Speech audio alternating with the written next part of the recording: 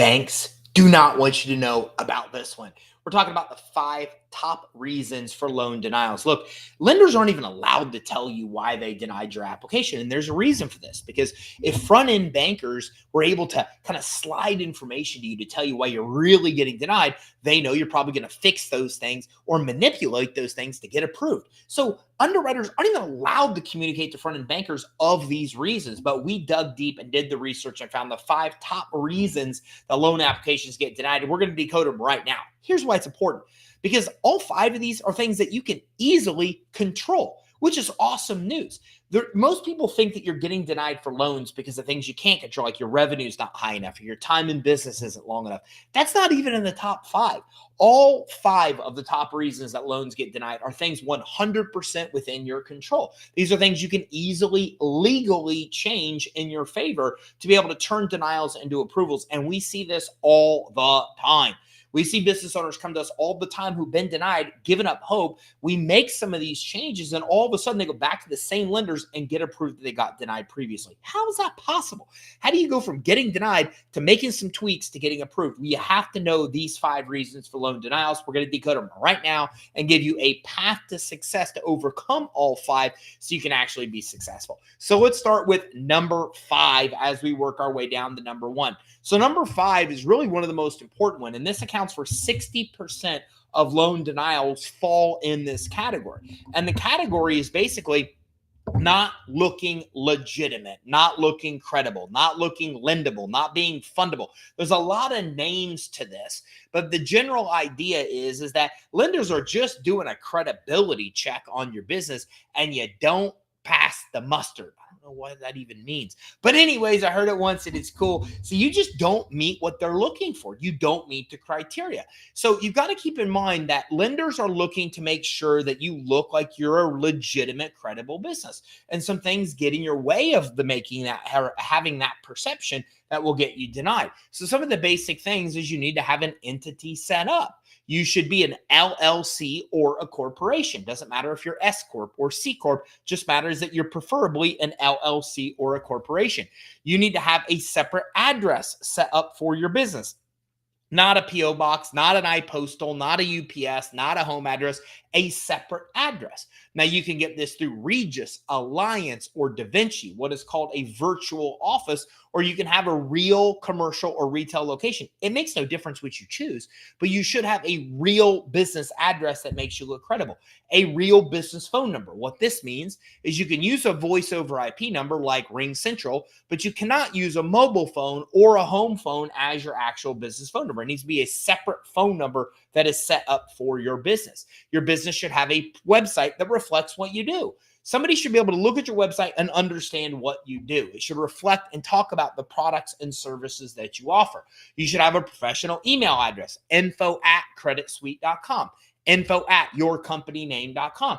Do not use Gmail addresses. Do not use any other kind of email that you could just go and get. You want to have your domain be congruent with your actual email. You should have a business license set up for your business. You can usually get one in your county by just simply Googling, hey, business license, this county. So if I'm in Hillsborough County, Florida, which I am, Hillsborough County, business license. And you can usually pull one up that's very cheap and easy for you to be able to get. You should also have a separate bank account for your business. Your business needs to have its own bank account. You cannot be running funds through a personal bank account. I'm still blown away at how many people make that mistake. I had my personal trainer come up and say, I need a loan. I said, that's not hard. You have enough revenue to do it. He said, all my revenue is going through my personal bank account. I said, now it's impossible. He said, that much of a difference? I said, yeah. I said, you just went from easily being able to get a $50K loan to not being able to qualify anyway because you're running your money through a personal bank account. It's completely irresponsible. So you want to have a separate bank account set up for the business.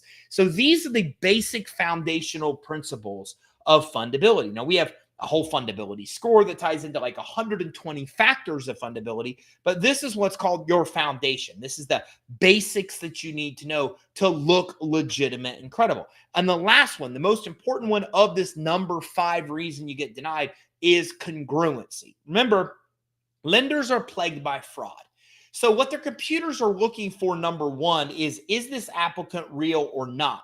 And they validate that by taking your application data and then they simply check it against the data that they find elsewhere online, preferably with Secretary of State. So they're checking Secretary of State, they're checking numerous different databases to make sure the applicant's data matches. If they pull up Credit Suite Inc., and they pull it up in the Secretary of State, the name is the same, the address is the same, the phone number is the same, the applicant is the same as the officer. When all of that's congruent, then they get a green check mark. This looks like a legitimate applicant. But when that doesn't all 100% match up, they get a red X and this says, hey, this is a potential fraud.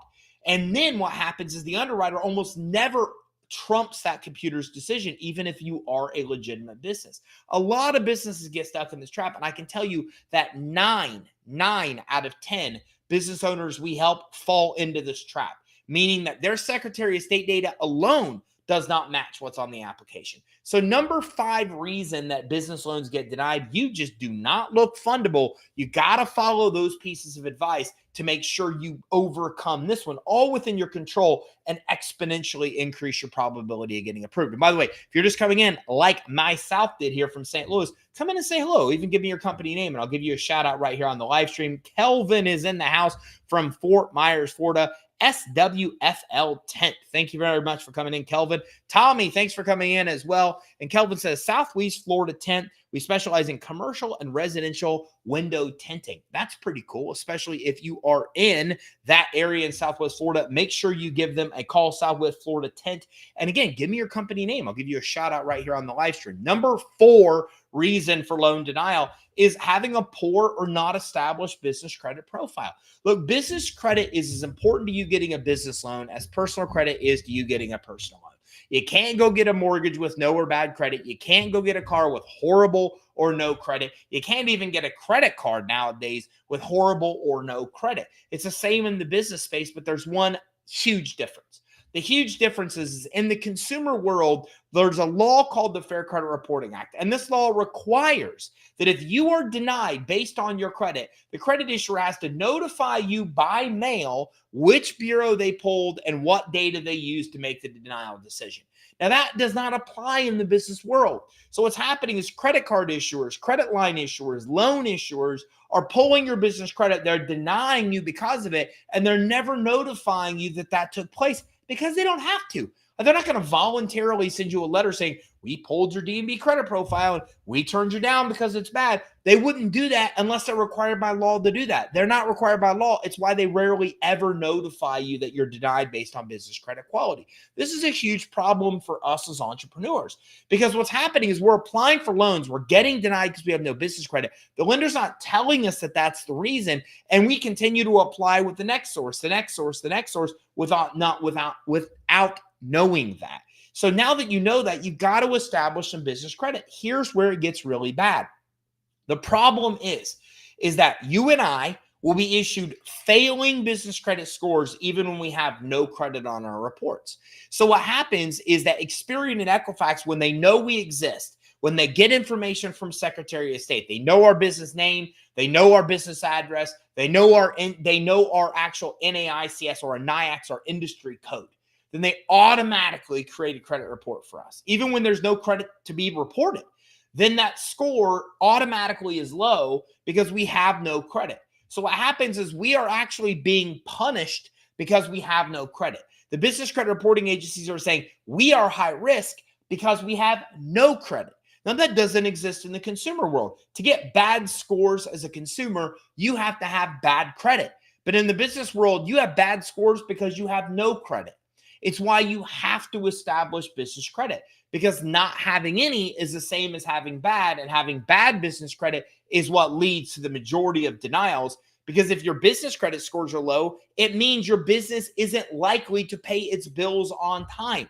Never forget, when you are borrowing money from a lender or a credit issuer, the one thing they care about, there's only one thing they even care about, your likelihood to repay them. All the documentation they ask you for, all the questions on the application, your business credit reports, all the data they pull, everything they pull to review is all there for them to make one determination, your likelihood of repaying them. If your business credit reports reflect that you are not likely to repay the creditor, they are not likely to give you money. And no credit or bad credit on your business credit report shows that. It says, hey, this business doesn't pay its bills on time Do you still want to lend the money? Probably not, right? If you were a lender and you pulled a report and the report said that, hey, this report comes from the biggest credit reporting agency in the world, Dun& Bradstreet, and we're telling you based on all of our data, okay, based on everything that we are as a billion-dollar company, we're telling you this person is not going to pay you back. If you were the lender, you would not lend to that person. Or if you did lend to them, you would charge considerably more interest. You would give them way less money than they could have got if that wasn't what was actually predicted. So you get it. It's kind of common sense if we think about it. If the business credit reporting agencies tell lenders we're not going to pay them back on time, they're not likely to approve us for good terms and for more money. But if we want to get approved for more money and better terms, then we have to build business credit. It's the number 4 reason that loan applications are getting denied. And we got Tommy in the house, Sign First Mobile Notary Services in Birmingham, Alabama. Tommy, thanks for coming in. And Kay Lee is in the house from Columbus Custodial Systems. It's a commercial cleaning company located in Columbus, Ohio. Better methods, better practice, better results. If you have an office that needs clean, contact us. I love that. Better methods, better practices, better results. I love it. And Indio the Hauler is in the house too, with Indio the Hauler out of Tampa, Florida. Woo, that's my home. That's where I am. And the junk removal business. Does personal credit affect business credit? It does not in almost all cases. And great question, Indio. So business credit can affect, or personal credit can affect business credit in a couple different places. Your main business credit scores are not based on business credit. The one time you're really going to see business credit and personal credit blend are when you're going for an SBA loan, because the SBA loan pulls a FICO SBSS score, a FICO small business score. And your FICO small business score combines personal and business credit, but you have to have established and good business credit to ever have a FICO SBSS enough to get an SBA loan. So in most cases, personal and business credit do not mix. In almost all cases, except for SBA, then they pull and look at both consumer and commercial credit, then it can absolutely be impacted. And by the way, Indio the Hauler, great question. So number 5 was your fundability isn't right. You don't look credible. Number 4, you don't have your business credit established. Number 3 is industry risk. This is way bigger than most entrepreneurs give it credit for. So think about it like this. Restaurants are very high-risk businesses to lend to because restaurants have way higher failure rates than almost any other type of business. Everybody thinks they can get in the restaurant business and make it successful, and most don't. So what happens is a lot of lenders, just using restaurants as an example, say, I'm not going to lend to restaurants because restaurants are very, very, very risky. And then there are other lenders that go, we love to lend to restaurants because we understand the business better than anything else, and we make more money because we charge them higher interest. So industry is a really big factor because some lenders either just will not lend to that industry at all, or they will do what call facing greater underwriter scrutiny.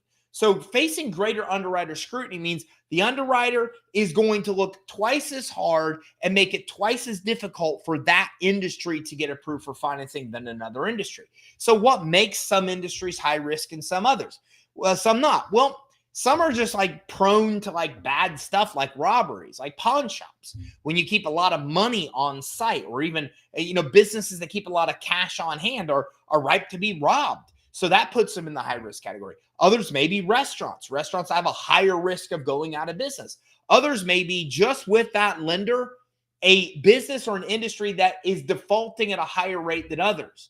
So you might be On Deck, and On Deck looks at all their data and says, well, that's really weird. This one industry, transportation, defaults at twice the rate that any other industry does. So then On Deck says, we're not going to lend to transportation, or if you are underwriting an applicant for transportation industry, you need to go through extra steps to make sure that this is an applicant that is fit for us. So the bottom line is your industry determines a lot, because some lenders won't lend to you based on your industry. Some will have you face greater underwriter scrutiny. And there's a lot more of it as well. The business credit reporting industry agencies even have what's called an industry comparable score. So a lot of their scores look at where you compare to others in your industry. So they're saying, hey, we know that restaurants are high risk. You probably want to know how much higher risk is this restaurant compared to others. So they have industry scores that rate you against other people in your industry. IRS audits are triggered based on the industry that you're in. So if you are in let's say accounting industry, well, if you're in the accounting industry and your expenses are way out of line with normal accountants, you're going to get audited. So so many things in our business are based on our industry.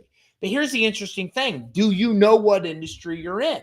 And I like to ask this question because if you do, you could tell me right now.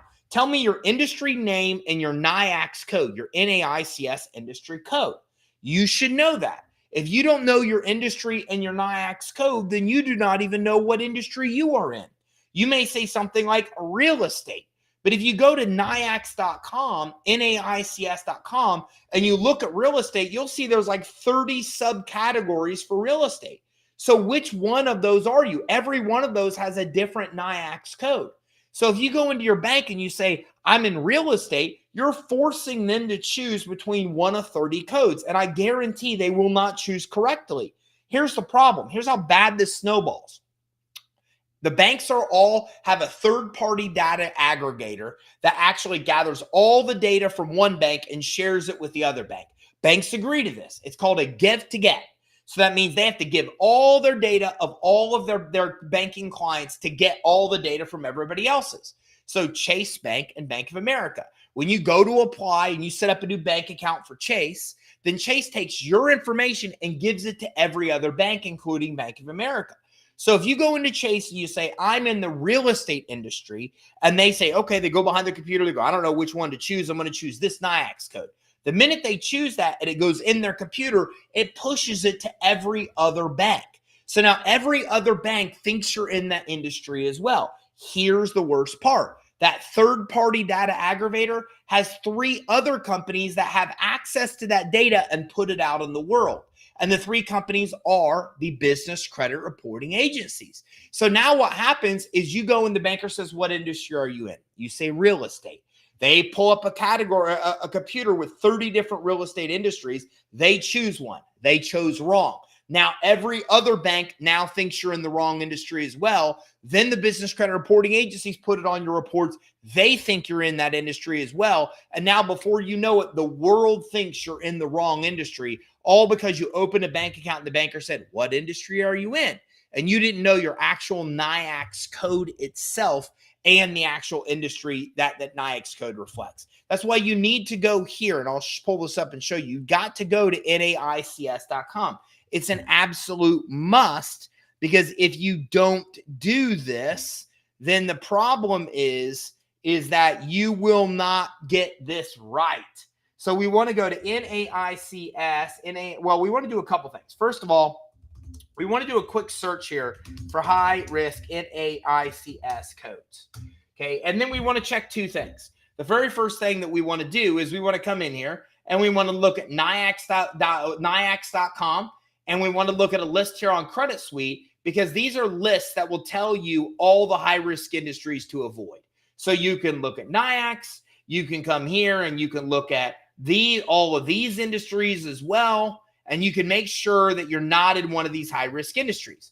Okay, next thing you want to do is you want to go to NAICS.com, and you also then want to search to see what industry you're in. So if you are, for example, in real estate, because that's our example, then you want to search here, and then you want to find which one of these is the best reflection of what you do. Okay, so here's all the NAICS code for real estate. Which one of these best describes me? Okay, well, if I'm a residential property manager, then whenever I apply in the future on an application, I want to put residential property manager, italics, NAICS 531311, end italics. So now when you apply, there's never a question of what industry you're in. If they come and you go to the front of the bank and they say, hey, what industry are you in? You say, I'm in residential property management, NAICS 531311. And then I'll ask them, do you see that NAICS there? And they say, yes. Then when they select it, you know that it is correct. And moving forward, you will not have, if you do this every time, then what you will find is you will find that you are not going to have that problem. I'm trying to see if I can now cancel a screen share. I'm not even trying to do this here. Let me see if I can cancel a screen share. Okay, there we go.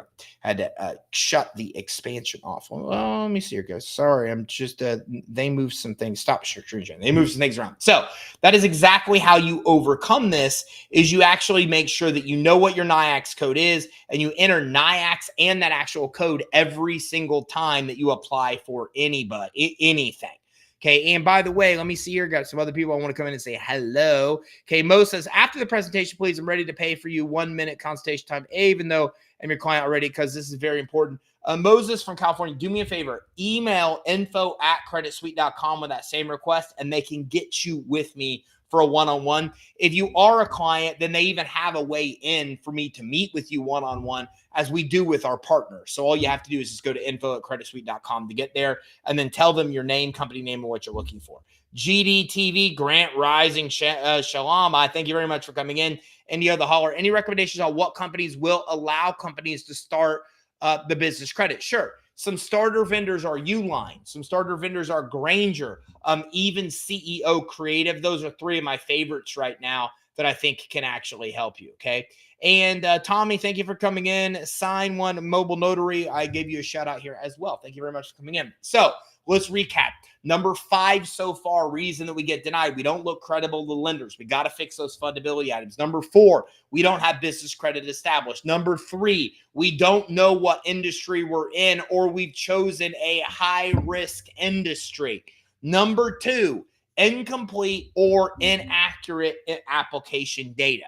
So this is where we come into this non-congruent information. The information on your application doesn't match the other information they have for your company on social media pages, website, yellow page listings, Secretary's Day. You got to make sure that information is congruent. You also need to make sure that every line item on an application you can actually complete. If it asks for a fax number, you should have a fax number. If it asks for your website, you should have a website. If it asks for an email, you should have an email.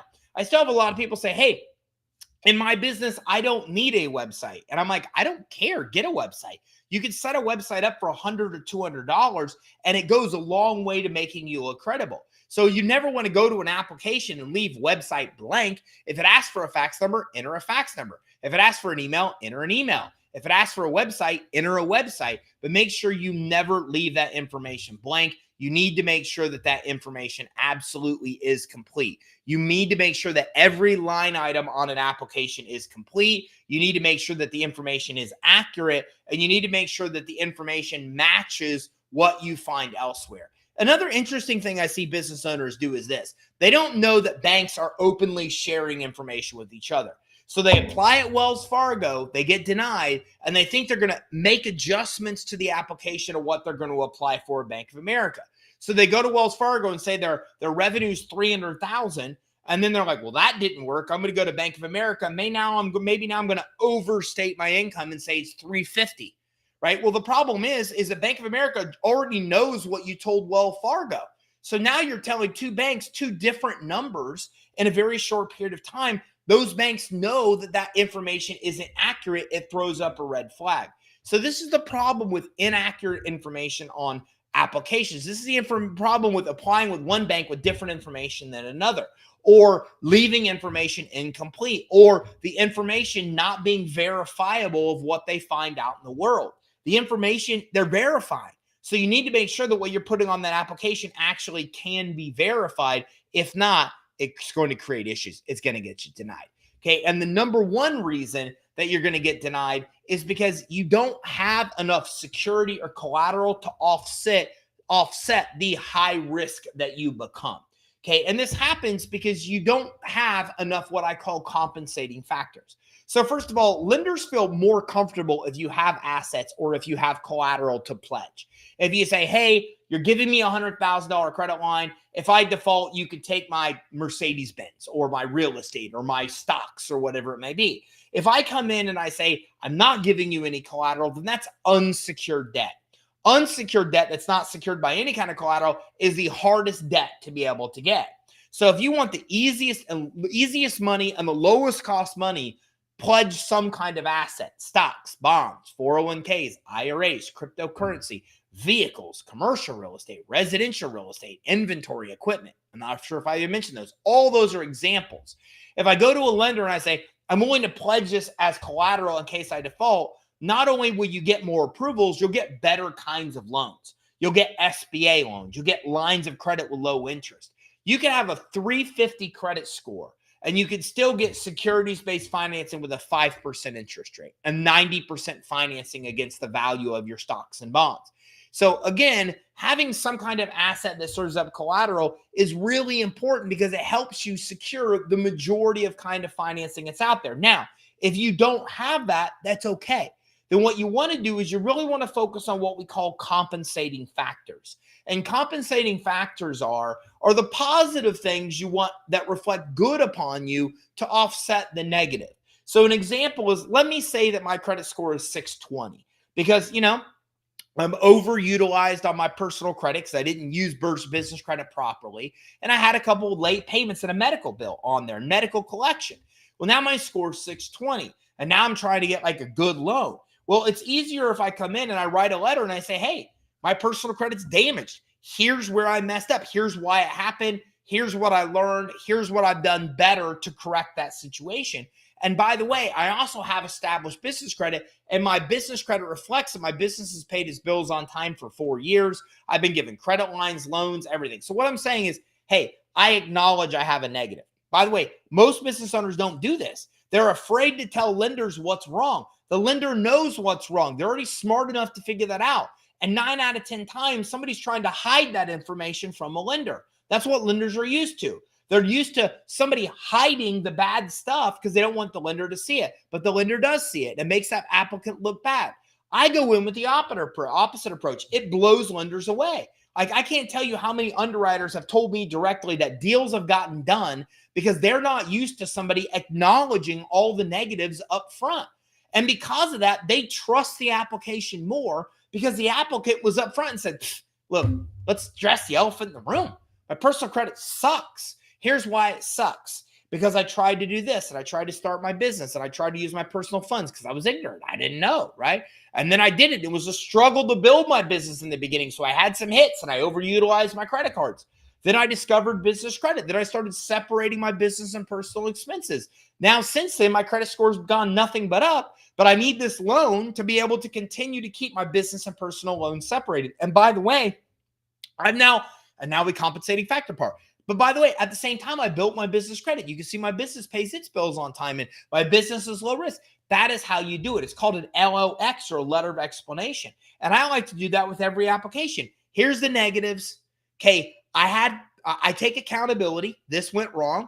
I did it. I'm accountable for it. I learned from my mistakes. You can see this evidence that that's not going to happen again. And by the way, insert compensating factor here. Bad personal credit. I have established business credit. Okay. Hey, time in business is low, but I'm generating revenue. Look, I might not have been in business more than a year at this point, but you can see that I'm already generating increasing revenue every month. My concept works. The market loves what I have, right? So there's a compensating factor for time in business. So what you want to do is address negatives and then also have positives that compensate for the negatives. And when you do this, you can overcome lack of collateral. You can overcome all kinds of defects on your application because you look more honest than what they're used to. And you're outlining and highlighting strengths they might not have even thought about. Plus, you're addressing the negatives. You're saying, I addressed the elephant in the room. I learned from my mistakes. I've overcome that. Here's what I'm doing. And that goes a long way to helping you actually get approved.